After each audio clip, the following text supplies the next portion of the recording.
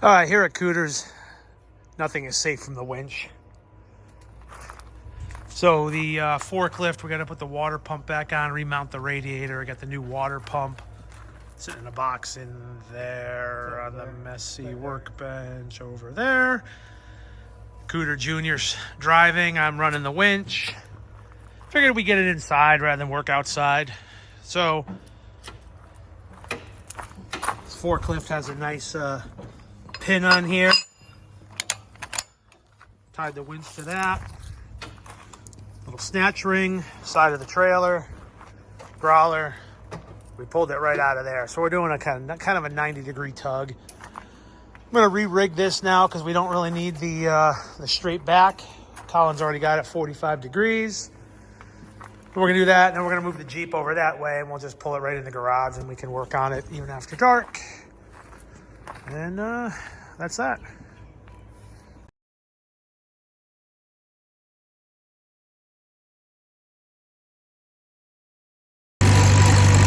Next day for a cruise on Great Grandpa's old farmhole.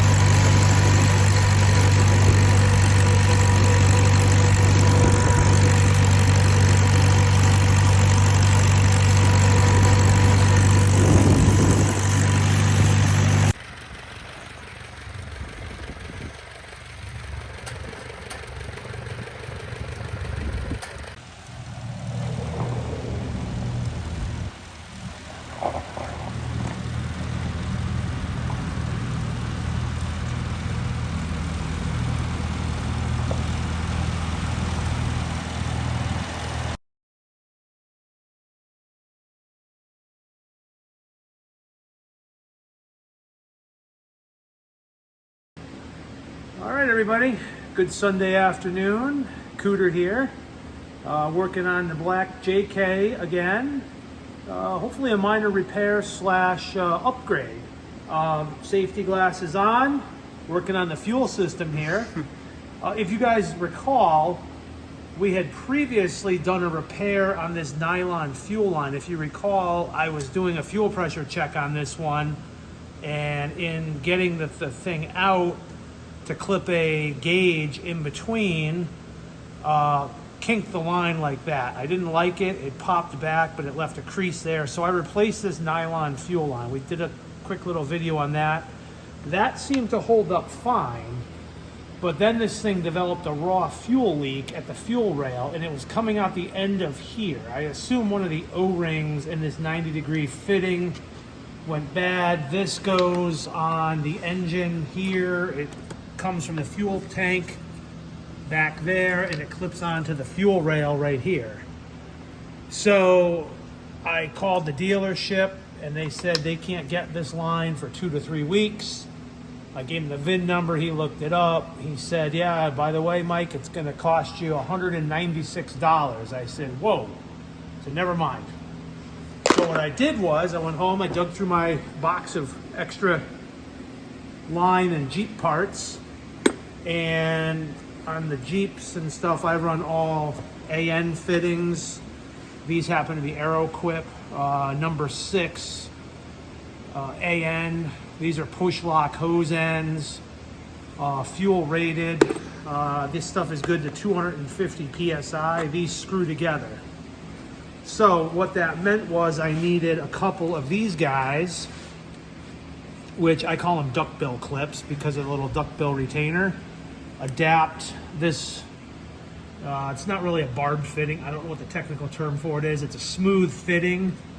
The O-ring sits here. There's a round ring around it that this duckbill grabs onto. And that adapts it to an AN6 or a 6JIC. It's the same size. So what we're gonna do is, hopefully I got the right ones. I'm gonna snap these on. There's one. Nice. Push that all the way on there. Click in, you can hear it click. I got a 90-degree one. Same thing, 5/16. That clicked in nice. Oop, sort of. Well, this is a good way to show it, I guess. That's on there. So that little blue piece is the retainer that holds it in. It can't pull it off. So that's a 90-degree one. Now what I'm going to do is just put a piece of line in between the two. So I happen to have this one already had an end on it, so I don't have to take that off. We're going to measure it up that way. We're going to come over here. We'll put a nice little bow in it. We'll screw this one down onto here. I'll get a little mark on it. Just dropped all my tools that I need. It went down there. That's all right. Cooter, I'll be right back. Cooter's back. You don't have one of these? Fantastic. Bobbit tool. You can figure out for yourself why they call it that. Give ourselves a little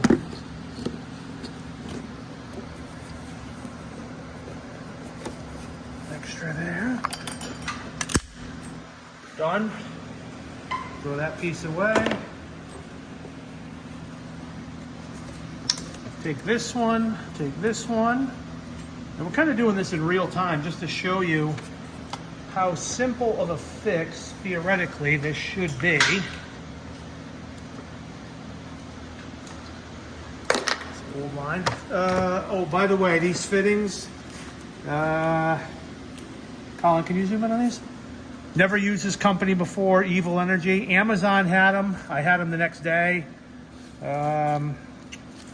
Zoom in on the label there. You can see they're made of Chinesium. There's some part numbers, but they seem to stock a lot of these. The quality looks pretty good. So give them a try. I'm not going to necessarily say I'm going to switch to using this brand of stuff, but in a pinch, it looks like it'll work.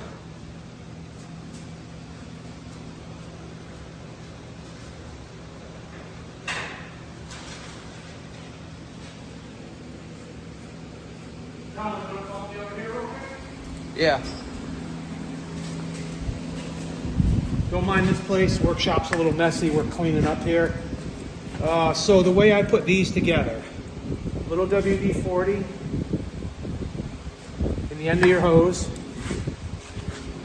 The angled, the straight ones are pretty easy because you just get it started, push it all the way on. No fancy tools needed. These take an 11/16 wrench.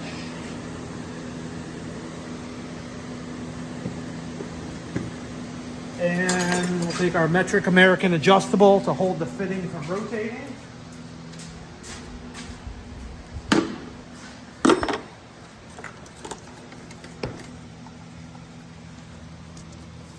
Start at one end.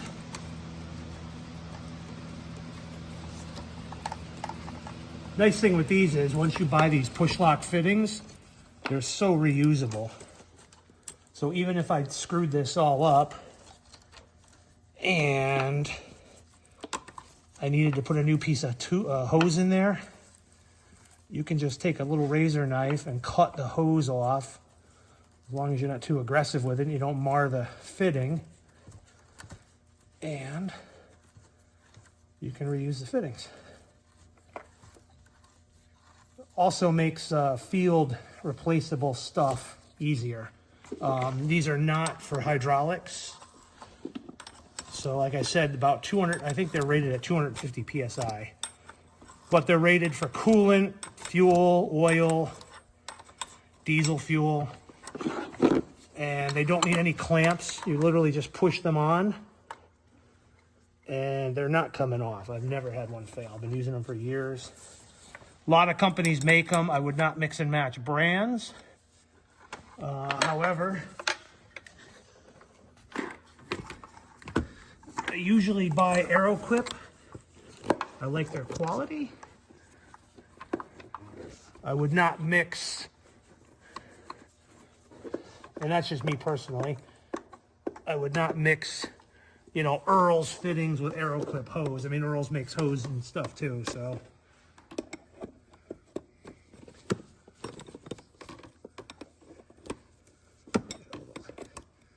Vapor line in the way here.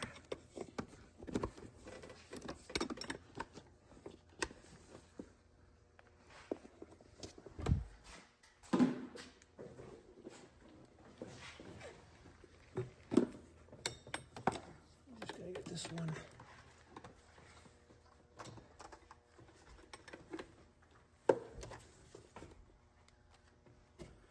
Tightened up. Now these don't go super tight either. So once you, there is a formula for them. Usually once they bottom out, some guys will say one more wrench flat. I don't even think it's that much. All right, let me go hit the key. Film that thing. If you get sprayed with gasoline, stop filming. That means I screwed it off.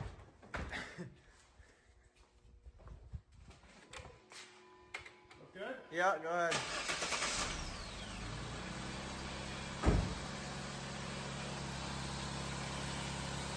What do you think? It's not leaking. Looks good to me.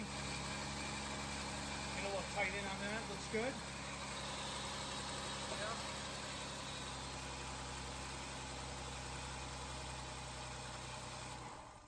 All right, we'll call that complete. Real time, about 5 minutes.